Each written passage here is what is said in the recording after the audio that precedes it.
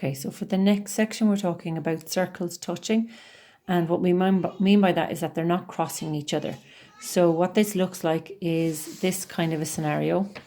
All right, so they are touching and they're only touching at one point. And that's what this is called. Now, how do we test for that, or how do we check if circles are meeting those criteria? So we have got the radius here, which I've marked in blue. So that's the one on the left.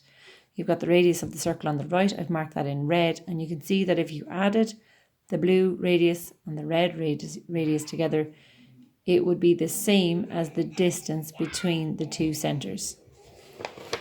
The other situation is that they are touching internally, and because of the book being like it is explained quite well in the book, but it's just to see it here. So we've got the big circle here, the center, out to the edge is that radius. There's the small circle and the center to the same point, so that's the point of contact, is marked in red. And you could see that if you got the difference between the two radii, it will be the distance between the two centers. So I'll say that again. That measurement minus that measurement, so radius of one minus radius of other, gives you the distance between the two centers.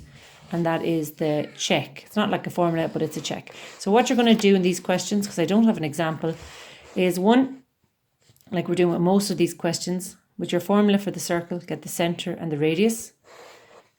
Step 2 would be get the distance between the centers. And then step 3 is investigate the relationship between the radii and the distance between the centers. So if they add together, that's the external situation.